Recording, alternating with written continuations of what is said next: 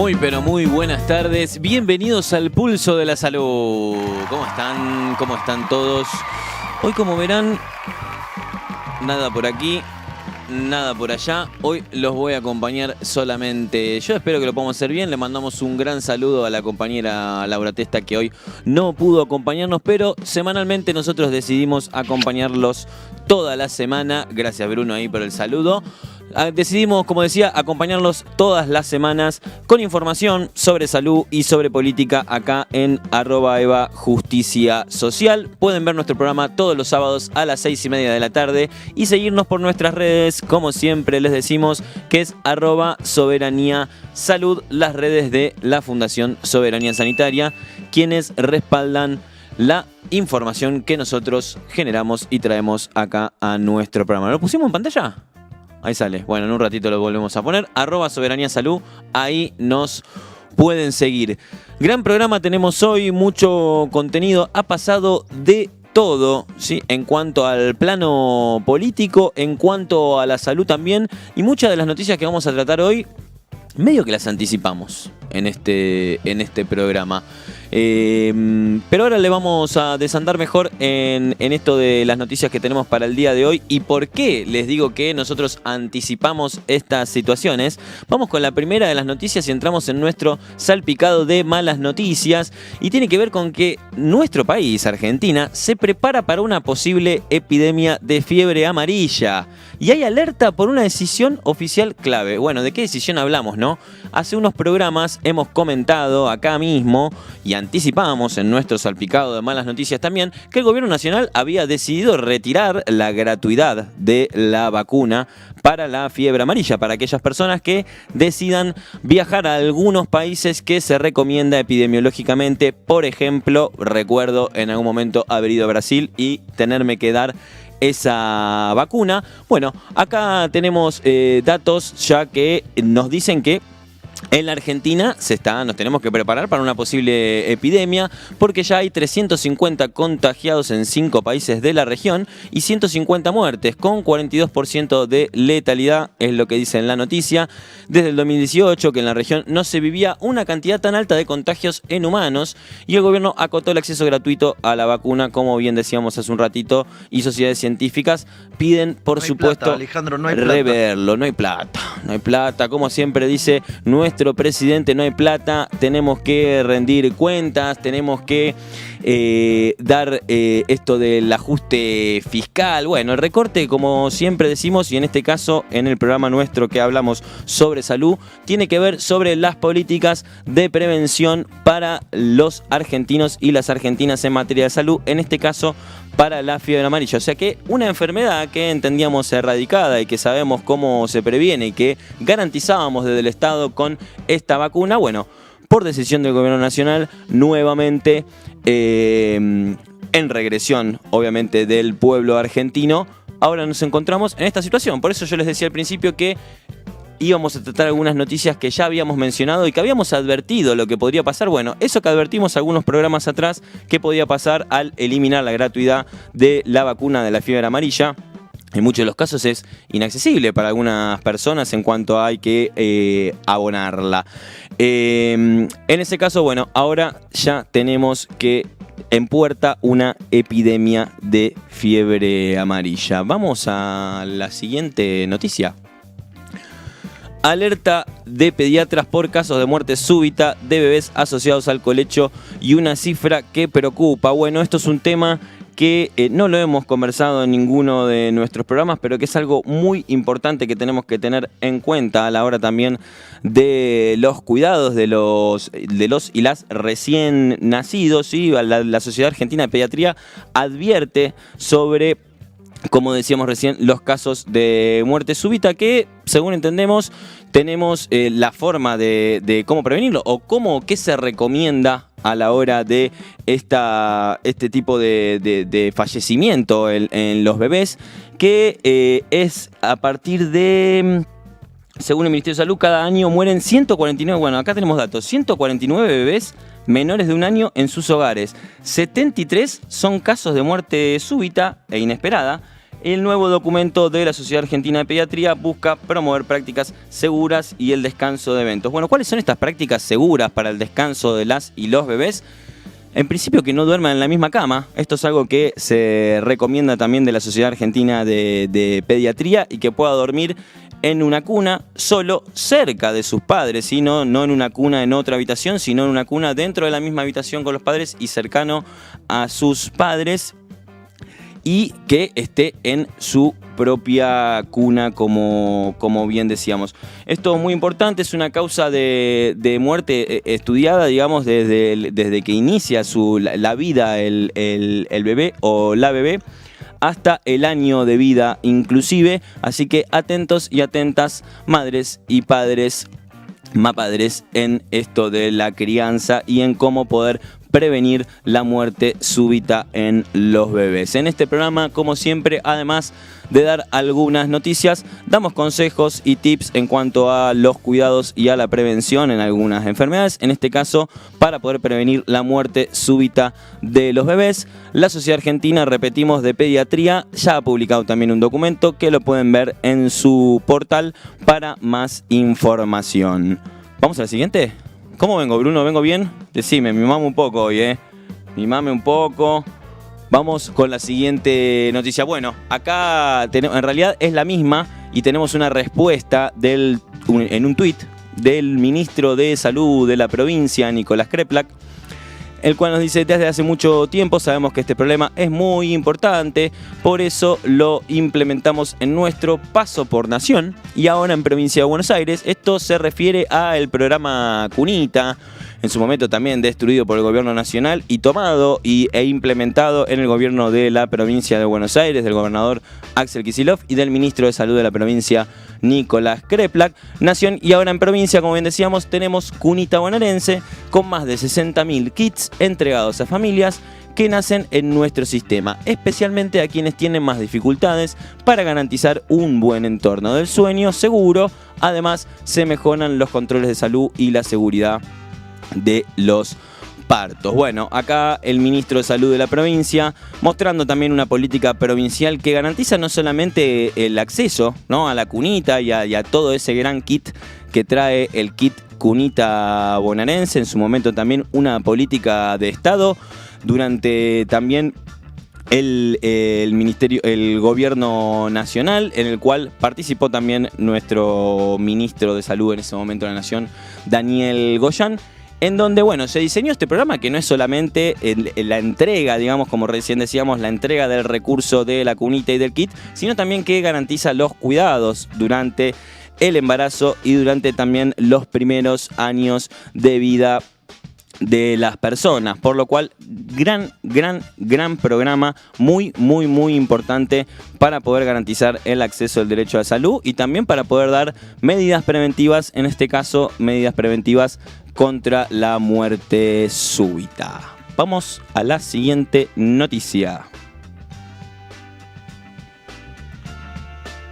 Bueno, y tenemos que hay una decisión histórica, ¿sí? Y hoy me ven así medio de camisa porque me vine de ahí, en realidad. Hoy no llegué a cambiarme, no llegué a ponerme una remera más canchera, estoy así medio formal, porque estuvimos participando también en un acto en donde se reflejó cuál fue la decisión histórica y política en la provincia de Buenos Aires, en la cual se comenzará a indicar la mamografía a partir de los 40 años, ¿sí? Que esto quiere decir que se amplió la edad en cuanto a la medida de prevención y los tamizajes. Lo hemos visto en uno de los últimos programas, no recuerdo si fue no fue el anterior al anterior. Hemos visto que teníamos cómo era para prevenir, que vino la doctora Sonia del Instituto Provincial del Cáncer, que nos contaba cómo, si bien se acuerdan, cómo teníamos que prevenir el cáncer de mama y cómo era el tamizaje. Bueno, ahora tenemos esta medida del gobierno provincial que amplió, y bueno, no solamente amplió en cuanto a la política en sí mismo de prevención, sino que además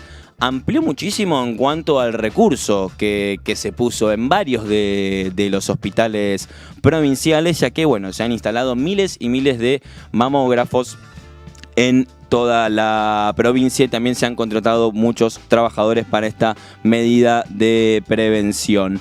Miles y miles de trabajadores y algunos cuantos mamógrafos para varios hospitales de la provincia de Buenos Aires. Corregimos ahí el número. Vamos a la siguiente y última de las noticias, que es una efemérides. Es una efemérides y tiene que ver con el Día Mundial por la Donación y el Trasplante. Esto fue el 14 de octubre. Este es el día organizado por la Fundación Fair Transplant y con el aval de la Organización Mundial de la Salud, que se celebra cada año en diferentes países para instalar socialmente la temática en cuanto a la donación y el trasplante. Pero para esto tenemos el primero de nuestros invitados, que a mí me pone muy contento, porque en principio puedo tomar un vasito de agua y dejar de hablar y que hable otra persona, ya que hoy estamos acá solos bancando. Tenemos un invitado que él es Rodrigo Sosa, pertenece al Instituto de Hemoterapia de la provincia de Buenos Aires. Bienvenido, Rodrigo. Muchas gracias por la invitación. ¿Cómo estás? ¿Todo bien? Bien, todo bien. Bueno, en principio preguntarte ¿por qué es que se celebra el 14 de octubre? Acá dice organizado por la Fundación Fair Transplant. Digo, ¿en qué momento se definió que sea en octubre? ¿Tenemos ese dato? A mí siempre me interesan esas cosas. Hay algunas fechas que tenemos en la información y otras son decisiones por eventos particulares que fueron ocurriendo. En este caso fue un trasplante que hizo la Fundación, por eso se eligió esa fecha. Tenemos distintas fechas durante todo el año. Hay días que tenemos de Día Mundial, tenemos días nacionales, tenemos de los distintos tejidos, también tenemos días, hay todos los meses, un motivo para recordar y para celebrar las donaciones. Y siempre es bueno, siempre tenemos la oportunidad de hacerlo. Tenemos días mundiales y días nacionales de donación de sangre, de donación de médula, de donación de tejidos. Así que siempre tenemos que aprovechar la oportunidad. Los motivos son diversos, digo, de días de sangre, días de médula, pero días de tejidos. Siempre tenemos que aprovechar todas las fechas que tenemos, todas las oportunidades para poder hablar de la donación, para poder hablar de los trasplantes.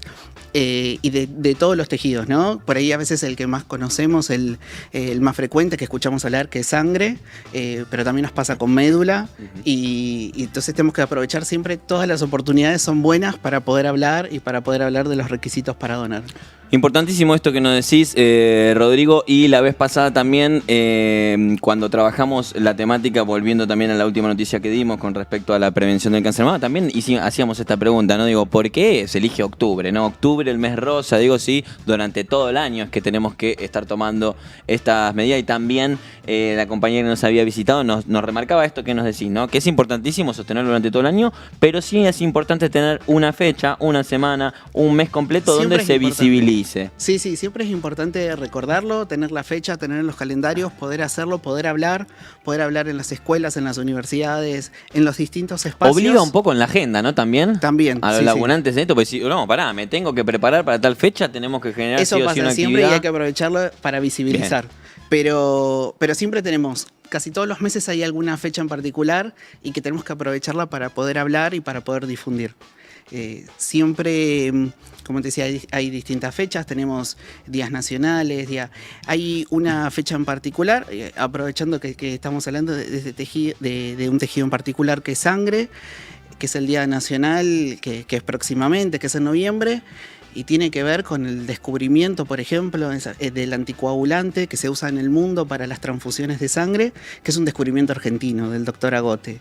Mirá, ese es mirá, escuché muchas veces, doctor Agote, claro. No sabía que había hecho. Entonces, el doctor Agote lo que hizo fue descubrir el anticoagulante que se usa para las transfusiones. Bueno, ahí tenemos un motivo del Día Nacional. Después tenemos Día Mundial porque se han descubierto grupos sanguíneos, siempre tenemos que aprovechar, por eso digo, todas las fechas que tenemos y en este caso en particular, bueno, hoy aprovechamos para hablar de la donación y para hablar de donación en este momento tan particular también, ¿no? Un momento de poca solidaridad, ¿no? De poca solidaridad. En la sociedad. En una entrevista, creo que fue el año pasado, Martín Coan decía, es la era de la crueldad, y estamos hablando de muchas veces de que no se está pensando en el otro, una sociedad partida, enemistada. Sí, a nivel mundial sucede. En Argentina estamos pasando un momento muy particular Y la donación justamente lo que está reflejando es todo lo contrario. La donación lo que está reflejando es pensar en otra persona que lo necesita. A veces es mucho más sencillo poder llegar y poder hablar cuando estamos hablando de sangre o de médula que cuando estamos hablando por ahí de órganos o tejidos, y a veces cuesta más escucharlo, pero es parte también de las necesidades que tenemos y de nuestro sistema de salud. Y por eso tenemos que aprovechar, la donación de sangre es uno de los actos de salud comunitaria que mejor lo refleja, como sucede por ejemplo con la vacunación. Yo estoy dando algo para un otro que no conozco. En la donación de órganos pasa exactamente lo mismo. Estoy dando algo para alguien que no conozco y lo estoy haciendo de manera solidaria. Estoy pensando que alguien lo está necesitando sin conocerlo. Importante esto, Rodrigo, que destacás con respecto a, que estás haciéndolo sin conocerlo, y también en algunos casos sí ocurre, sí. Conocemos a la persona quien, no sé, es un familiar o un amigo o alguien que está pidiendo donantes o que se necesita también algún órgano y también se propone algún familiar. Hay algunas donaciones que son dirigidas, pero son pocas, no son tantas las donaciones que son dirigidas. A veces pasa, en particular en médula, cuando se hace el estudio, entonces se hace el estudio en la familia, en los familiares cercanos, en general en los hermanos, para ver si son compatibles. Pero no siempre está sucediendo eso. En la donación de órganos es poco frecuente que se esté donando de manera dirigida. En la donación de sangre sucede lo mismo. En general uno está donando y está reponiendo la sangre que se utilizó, pero hasta que esa sangre está disponible, en general el paciente ya recibió sangre. Entonces no lo estoy haciendo de manera dirigida, en particular a un paciente que lo está recibiendo. Por eso digo que estoy donando y otra persona lo va a recibir. Muchas veces pasa en la provincia de Buenos Aires, en una colecta, que a lo mejor está donando dona, por ejemplo, en La Matanza y termina recibiendo la transfusión a alguien que está en Zárate de ese donante. Y eso pasa, y tiene que ver con la red, con la extensión, y es alguien que yo no conozco. Bueno, pasa con alguien que donó en Junín y se termina transfundiendo en La Plata. Tiene que ver con... Estoy donando para alguien que no conozco. Y para alguien, obviamente, que lo va a necesitar en su momento. Lo va a necesitar. La provincia de Buenos Aires el año pasado tuvo aproximadamente más de 220.000 donantes de sangre. Un montón. Y más de 600 pacientes recibieron transfusiones. También nos pasa en el registro en médula ósea. Ahora, si querés, hablamos de los requisitos, pero por ejemplo, en médula ósea, para registrarse, la provincia de Buenos Aires es la primera en el país con el registro, porque hay un registro potencial y en el caso de encontrar un paciente que sea compatible, ahí se comunica el INCUCAI, que es nuestro órgano nacional que se encarga de eso, se comunica con la persona para poder hacerlo. Si bien el registro de CPH, que es como nosotros llamamos a la donación de médula, se hace en una donación de sangre y en una colecta se hace el registro, se ingresan los datos al Banco Nacional y después eso a un registro internacional. Y una vez que queda en ese registro, el INCUCAI se comunica, esos potenciales donantes, la primer provincia que tiene registrados es la provincia de Buenos Aires. ¿Hay alguna otra, además de Buenos Aires? Todas las provincias hacen el registro. Ajá. Pero la provincia de Buenos Aires tiene aproximadamente más del 35% de los potenciales donantes registrados del país son de la provincia de Buenos Aires. Y la mayor parte de esos donantes fueron registrados en el Centro Regional de Hemoterapia de La Plata. Tiene que ver también con que es un lugar histórico donde las donaciones de sangre se hacen hace mucho tiempo de la región, y es el primero en el país que tiene el registro de potenciales donantes. Cuando uno desglosa, esos son datos públicos que están publicados en la página del INCUCAI, el primer lugar donde se hacen los registros es en La Plata, en el centro regional. Y la provincia tiene registrado más del 35% de esos potenciales donantes.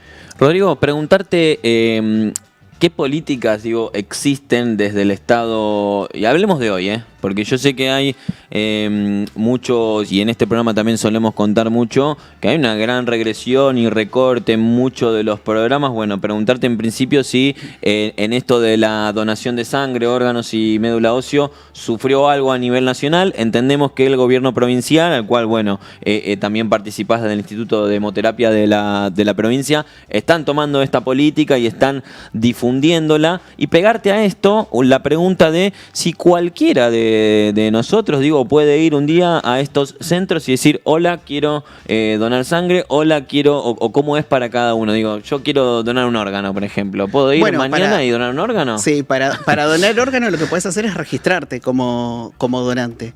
Das la voluntad, lo puedes hacer vos desde la página del INCUCAI y ahí te registrás como potencial donante de órganos. Eso te va a aparecer el registro. Pero potencial es cuando vos te morís o falleces y ahí usan tus órganos, o vos podés ir igualmente a algún órgano. En un momento anterior. Ah, ok. Perdón la ignorancia, Rodrigo. Estamos acá para aclarar eso. Uno hace el registro y después, cuando uno es potencial donante, queda registrado y hay una serie de estudios que se hacen previo a la donación y ahí, recién en ese momento es el proceso de la donación. En el caso de la donación de sangre, se puede hacer en cualquier momento, en cualquiera de los centros regionales. La provincia de Buenos Aires tiene 3 centros regionales, en los 3 grandes centros urbanos: La Plata, Mar del Plata y 3 de Febrero, porque están en Gran Buenos Aires. Y aparte, la mayoría de los hospitales tienen postas fijas de donación, que se puede acercar uno y donar. Cada una tiene un horario distinto de donación. En general, los centros regionales son los que tienen mayor horario. Y lo mismo sucede con las colectas externas que se hacen en toda la provincia. El año pasado se hicieron unas 500 colectas externas aproximadamente. Perdón que interrumpa, ¿esas colectas externas cómo es que se organizan? ¿Cómo es que se gestionan? ¿Dónde funcionan? Hay distintas maneras de organizarlas. Las organizan el mismo centro regional, se pueden hacer en escuelas, se pueden hacer en universidades, se hacen en el ministerio mismo, digo, los organismos participan. Se organiza la colecta, se hace una inspección. Muchas veces lo primero que hacemos es un taller para concientizar a las personas, para que se saquen las dudas que tienen respecto a los requisitos para donar, que siempre surgen distintas dudas. Y después se hace una colecta de sangre. Va el equipo, arma el operativo de donación, se recolecta y esa sangre vuelve al centro regional, que es donde se va a procesar la sangre. Eso se hace en toda la provincia, todas las regiones sanitarias participan y aproximadamente el año pasado se hicieron unas 500 colectas externas. En esas colectas también lo que se puede hacer, o en los centros regionales, es decir, yo quiero ser donante de médula ósea. Bien. Entonces uno se acerca, tiene que cumplir los requisitos para donar sangre. Si cumple esos requisitos, la única diferencia que hay es la edad. Para donar sangre en la provincia de Buenos Aires se puede donar desde los 16 hasta los 65 años. Hasta hace unos años, de 16 a 18 había que tener el consentimiento de los padres o del tutor. Desde la reforma del Código Civil en el 2015, esa voluntad ya la tiene la persona, o sea que no necesita un consentimiento. Desde los 16 años puede ir y donar sangre. La diferencia está en la donación de médula. La donación de médula es de 18 a 40 años y esto tiene que ver con un requisito del registro internacional. Entonces, una vez que la persona está entre 18 y 40 años y cumple el resto de los requisitos para donar sangre, cuando se acerca a un centro regional o a alguna de las colectas, puede decir, yo quiero donar médula, quiero registrarme como donante de médula. Por eso decimos, es un registro de potenciales donantes, no es que van a donar en ese momento. Lo que se hace es, se toma una muestra y aparte se hace el registro. Eso se carga a una base de datos, la base de datos nacional. Se hace todos los estudios que se le hace a los donantes de sangre, más otros estudios adicionales que tienen que ver con la compatibilidad, y eso se ingresa a un banco de datos internacional. En el caso que el registro encuentre que hay 2 personas compatibles, y en general eso pasa, que hay gente que es compatible en diferentes lugares del mundo, en ese momento se contacta, se vuelve a hacer los estudios y recién ahí se hace la donación. Es más probable que nosotros necesitemos un trasplante de médula a que seamos donantes. Ajá. Y es bastante difícil conseguir donantes compatibles. Es por eso que llegar a tiempo, ¿no? Por eso todo este trabajo. Por eso está el registro previo. Sí. Bien. Sí puede ser, como decías vos, de un familiar, que se puede hacer buscar si es compatible o no. Eso pasa con hermanos, en general se busca entre hermanos a ver si son compatibles, pero no siempre sucede. Por eso es importante tener este registro y tener en la idea que podemos ser donantes. Entre 18 y 40 podemos ser donantes de médula. Bien, Rodrigo, una última pregunta, muy claro todo lo que nos estás contando. Una última pregunta y tiene que ver también un poco con la dinámica que tiene este programa. Este programa nosotros tomamos algunas fake news o mitos, llamémosle, y bueno, los desactivamos, ¿no? Le contamos a la gente cuáles son las verdades sobre, bueno, en el caso de las noticias falsas o en el caso de algunos mitos. Preguntarte si existe y si se comenta algún mito con respecto a la donación. Sí, hay a la donación de mitos sangre, ahí. decir, no sé, o no dones sangre porque te va a pasar tal cosa, o esto a mí se me ocurre uno que es, si tenés tatuajes no podés donar, Eso bueno, un pasa montón de siempre, cosas. pasa mucho. Tatuajes, desayuno, tengo que estar en ayunas para donar. No es necesario estar en ayunas para donar sangre. O sea, si pasás así por un centro de donación y querés donar en ese momento, podés en ese momento donar. Vas y donás. Podés donar después de almorzar, digo, en los lugares o las colectas que se hacen por la tarde. En general, uno está en ayunas cuando se va a hacer un estudio en un laboratorio que tiene que hacer, necesito resultados. Ahí estoy en ayunas. Cuando voy a donar sangre no necesito, necesito al contrario, desayunar y estar bien alimentado, ingerir bastante líquido y ahí me acerco a donar. Siempre eso es importante. Pasa lo mismo con los tatuajes. Lo que estamos en este momento es en un periodo donde estamos modificando, se están modificando y próximamente va a haber nuevos tiempos de diferimiento entre que puedo donar y no cuando me hice un tatuaje. Por el momento es un año desde que me hice el tatuaje y después ya puedo donar. Ok. Seguramente próximamente... Te tatuás, dejas pasar un año, ahí ya estás apto. Sí. Bien. Y puedes donar. Y lo mismo, otro que es muy frecuente es con hepatitis. Ajá. Tuve hepatitis de chico, entonces no me acerqué a donar porque me dijeron que no podía. No lo conocía ese. Eso nos pasa bastante, que por ahí personas de 30, 40 años se acercan a donar porque alguien les dijo y no, es que no doné antes porque tuve hepatitis. Nosotros presumimos que cuando uno es chico la hepatitis que tuvo es hepatitis A. Con hepatitis A se puede donar sangre. Ok. Que es lo que suele suceder con más frecuencia en los menores. Después de la adolescencia, bueno, el potencial de haber sido otro tipo de hepatitis es mayor y es por eso que no puede donar, sobre todo si lo tiene confirmado. Pero si no, no hay ningún problema. Y algo que me decías que me quedó colgado, perdón, que era cómo la provincia se hacía cargo de este retiro del Estado Nacional, ¿no? Hubo retiro también en esta Hubo materia. un retiro, Ok. así que perdón que me había olvidado, pero No, cerramos. para retomar, Cerramos para ir con cerrando, esto. Dale. es, en el caso de sangre en particular, la provincia se hace cargo de todos los hospitales provinciales, de los hospitales municipales y también de los hospitales AMIC, todo lo que refiere a donación de sangre. Es decir, la sangre, la disponibilidad de recursos para que haya sangre es de la provincia de Buenos Aires. A través del Instituto de Hemoterapia, los hospitales AMIC, los hospitales provinciales y los hospitales municipales están dependiendo de la provincia. Y en el caso de trasplante de órganos, el CUCAIBA, que es el otro organismo, así como el instituto se encarga específicamente de la sangre y del registro de CPH, el CUCAIBA, que es el otro organismo, es nuestro organismo provincial que se encarga del trasplante de órganos, se está haciendo cargo de los programas donde se retiró el Estado Nacional y la medicación que se les da a los pacientes que están trasplantados lo está haciendo el CUCAIBA, porque el INCUCAI se ha retirado, el Estado Nacional lo ha hecho también, así que la provincia está cumpliendo funciones que el Estado Nacional no lo está haciendo en este momento. Bueno, clarísimo, Rodrigo. Muchísimas gracias por tu visita. Ahí te damos un fuerte Muchas aplauso. gracias por la invitación. Cualquier duda que tengan, en @sangrecirculando son las redes del Instituto de Hemoterapia. Cualquier Bien. duda que tengan de donación pueden consultar ahí o las fechas de las colectas de sangre. Perfecto, Rodrigo. Entonces, @circulando sangre. Sangre circulando. Perdón, ya le iba a decir mal. @sangre circulando. Ahí pueden registrarse también para realizar las donaciones. Muchísimas gracias, Rodrigo. Bueno, como verán, una vez más, y en esto también, en donación, en este caso, el Estado Nacional nuevamente se vuelve a retirar. Pasamos al siguiente y último segmento de nuestro programa del día de hoy.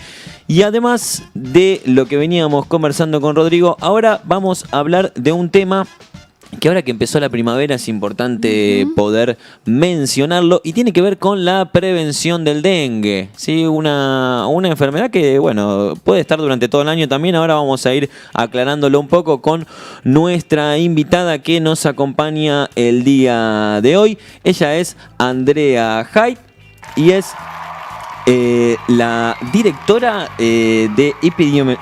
Directora provincial de epidemiología en el Ministerio de Salud de la querida provincia de Buenos Aires. La querida provincia de Buenos Aires, que siempre la traemos como ejemplo. Que bueno, que es la que se está haciendo cargo, como decíamos recién con Rodrigo, de mucha de la regresión de las políticas nacionales en materia de salud, y está, bueno, dando respuesta al pueblo en donde la nación no está pudiendo darlo. En este caso, André, bueno, preguntarte, ¿cómo venimos en materia de dengue ¿cómo este venimos? año? De algún modo, la llegada de este calorcito, ¿no? Y el consiguiente aumento del riesgo de brotes de dengue nos ayuda a recordar la importancia y reafirmar la importancia de implementar pautas de cuidado. Por supuesto que el tema del dengue no es un tema nuevo, no estamos hablando de algo novedoso. Es un tema con el que venimos coexistiendo en las últimas 3 décadas, por lo menos en la Argentina y en la provincia de Buenos Aires también. Es el resultado del entrecruzamiento o de la conjunción de diferentes factores, entre los cuales el cambio climático, la crisis climática, es uno de los factores insoslayables, ¿no? También hay que considerar que, bueno, esta prevalencia en el consumo de plástico, ¿no? Todo el mundo en el que vivimos, este uso impresionante del plástico, las dificultades que tenemos en el tratamiento de los residuos sólidos urbanos, las dificultades que tenemos en todas las acciones de saneamiento, hacen que esta problemática del dengue, por lo menos en la provincia de Buenos Aires, se reactualice con la llegada a la temporada estival.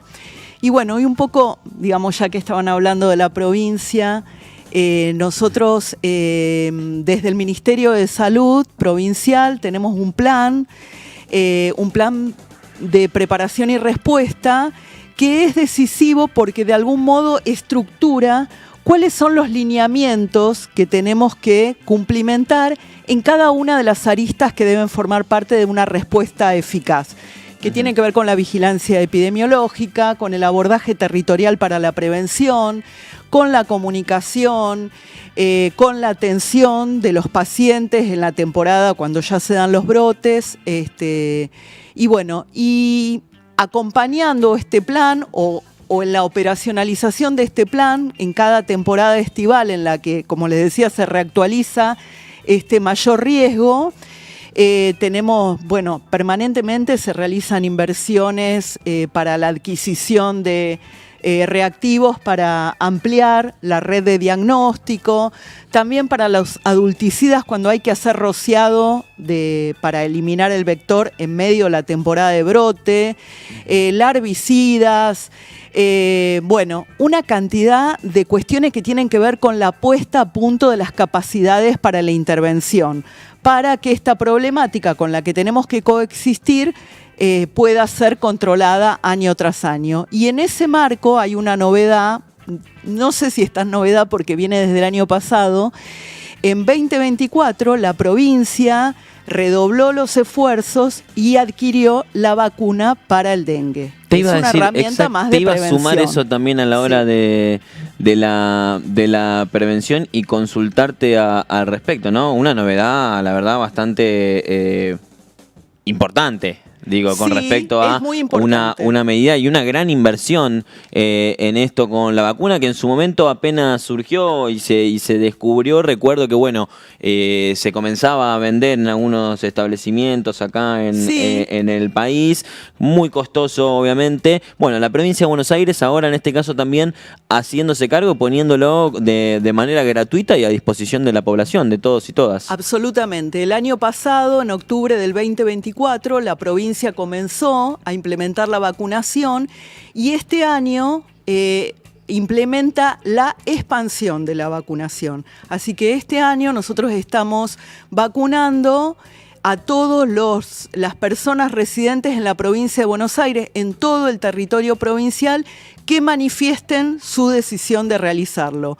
¿De qué modo? Simplemente se tienen que registrar en Mi Salud Digital, en este portal, y luego de eso les va a llegar un turno a través de un mail y bueno, y van a poder asistir a alguno de los numerosos vacunatorios públicos existentes en el territorio provincial para contar con la protección de la vacuna. Cabe señalar que la vacuna no evita contraer el cuadro de dengue, sino que lo que evita es los cuadros graves y consecuentemente las hospitalizaciones y los fallecimientos. Así que, por un lado está esa nueva herramienta que el gobierno provincial la pone a disposición de toda la población bonaerense, pero además también, y en el marco del plan de preparación y respuesta, nuestro ministerio también trabaja denodadamente en todo lo que es campañas comunicacionales, ya que estamos en este ámbito, en las que procura actualizar los conocimientos para que el cuidado de la salud pueda ser adoptado de la mejor manera posible. ¿Y por qué esto? Y en ese sentido yo agradezco esta invitación, porque vivimos en una civilización, en un momento histórico, donde estamos expuestos, signados por una parafernalia de mensajes, y como vos decías, Gonza, hay mucho fake. Entonces, toda ocasión, consideramos nosotros que desde nuestro ministro y todos los que integramos la gestión, la debemos aprovechar para poner claro sobre oscuro y poder reafirmar qué es lo sustantivo, cómo hacemos para cuidarnos del dengue. Me encanta la propuesta que nos traes, Andre, a nuestro programa, y te propongo también, porque armamos unas placas en conjunto con la producción para que poder conversarlas con vos y terminar de definir también, bueno, cuáles son estos mitos para así poder descartarlos y dar la información certera que siempre damos en nuestro programa con respecto a la prevención y a los cuidados, en este caso del dengue. Arrancamos con la primera, así cómo podemos prevenir el dengue. Bueno, como decíamos recién, chau mitos o la información posta. Me gustó esto, la información posta a posta. Todos los mosquitos transmiten dengue. Este es uno de los mitos, digamos, no. ¿Cuál es el mosquito? Circula muchísimo ese mito de todos los mosquitos. En realidad, no todos los mosquitos transmiten el dengue. Hay una especie que es el Aedes aegypti que transmite el dengue. No es el mosquito. Vieron que hay como una asociación intuitiva que liga el dengue al mosquito que habita en un charco, en un lodazal, en un pantano. No. Nosotros criamos nuestros propios mosquitos. El Aedes aegypti, que es el mosquito que transmite el dengue, es un mosquito que criamos en los espacios domiciliarios, en nuestras casas. ¿Cómo es que los criamos? Bueno, cuando nosotros dejamos recipiente, que puede ser está bien que uno no va a dejar un vaso de agua 15 días, pero bueno, hay un sinfín de recipientes y de objetos que se pueden convertir en potenciales criaderos de la Aedes aegypti. Y en ese sentido, es muy importante poder determinar que no es cualquier mosquito, el mosquito que está en la plaza, el mosquito que está en el campo, sino que es el mosquito que nosotros criamos, en diferentes recipientes, que pueden ser desde el balde que dejamos tirado en el fondo de la casa, un juguete roto, la pileta donde lavamos la ropa en el fondo, que quedó tapada con las hojas, o puede ser el bebedero de nuestras mascotas que las dejamos 3, 4 días, 5 días sin cambiarle el agua, etcétera, etcétera. Entonces, bueno, ese es uno de los principales mitos Con respecto al tenemos mosquito. que deconstruir respecto del mosquito. El Aedes aegypti lo criamos nosotros. Bien, vamos a la siguiente placa. Perdón, esto es así, dinámico. Vamos, que tenemos un par de placas más. Hay una que ya la dijimos recién que tiene que ver con lo del descacharreo, que es la tercera. Ahora vamos a ir con la segunda, que tiene que ver con que dicen que la prevención es un tema de verano nada más, Andrés. Bueno, la prevención no es solamente un tema de verano. O sea, cuando llega esta temporada, este calorcito, digamos, uno registra más. Porque además los mosquitos se multiplican con el calor y con la humedad. Pero en realidad el ciclo de vida de este mosquito, de la Aedes aegypti, es un ciclo de vida que tiene un ciclo acuático. El nacimiento es acuático, es decir, los primeros estadios hay una hembra, la hembra de la Aedes aegypti, pone los huevos en recipientes, en los bordes, recipientes de paredes rígidas, y bueno, y estos huevos sobreviven en el invierno, aún con bajas temperaturas. Entonces, con la llegada ¿Esto de la tiene que ver temporada, también con lo que decías del calentamiento global y de la cuestión del ambiente? Absolutamente. Entonces, cuando llegan temperaturas más cálidas y época de lluvias, estos recipientes reciben agua. Y bueno, y estos huevos que estaban por ahí depositadas en las paredes de estos objetos, reciben ese agua y eclosionan. Y ahí dan lugar a una nueva población de mosquitos, ¿sí? Entonces nosotros los vemos en verano, pero es muy importante destacar que la prevención del dengue se tiene que realizar durante todo el año. En el invierno también tenemos que hacer cosas. Tenemos que tratar de cepillar los recipientes de nuestras mascotas, tratar de evitar que todos aquellos recipientes, ponerlos bajo techo, es decir, evitar los huevos, porque luego con la llegada de la temporada estival, digamos, y la llegada de las lluvias y el calor, aumentan las probabilidades de que haya huevos y esos huevos eclosionen y den lugar a una nueva cohorte, población de mosquitos. Así que prevención todo el año. Muy bien. El año. Vamos con otra de las placas, la placa número 4, que nos dice que lo mejor es pedir un servicio de fumigación. Lo mejor es fumigar. Bueno. Vemos también algunas camionetas que van pasando, se hace mucha también política con eso, ¿no? En primer lugar, es necesario aclarar que estos mitos no son inventados, sino son creencias falsas que muchas veces manifiesta la población. Y una de las más sostenidas y más frecuentes es esto de solicitar fumigación cuando la gente ve en el verano la proliferación de mosquitos. ¿Qué pasa con la fumigación? Termina con la población de mosquitos que están en el vuelo. El que ya creció, digamos, claro, el adulto. El mosquito adulto, el último estadio del ciclo de vida del mosquito. No así con los huevos y las larvas. Ni los huevos, ni las larvas, ni las pupas. Entonces, tiene un poder residual muy limitado, va a durar, 5 o 6 días, va solamente a afectar a aquellos mosquitos adultos que están volando en esas zonas y luego, al término de esa semana, va a emerger o puede emerger una nueva población de mosquitos y no se termina más.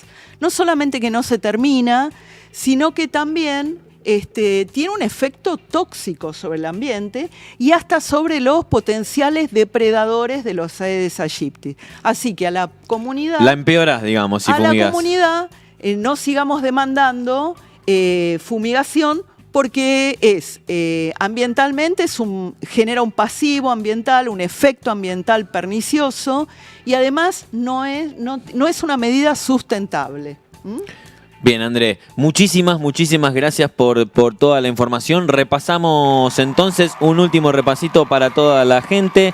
Mantener limpio recipientes y dados vuelta o bajo techo para que no se acumule agua y no pueda crecer el huevo. Hay una campaña del Ministerio de Salud de la provincia de Buenos Aires que es muy sencilla, que va a todo lo que uno puede desechar, todos aquellos objetos que uno puede desechar porque no tienen uso, en bolsas cerradas se desechan.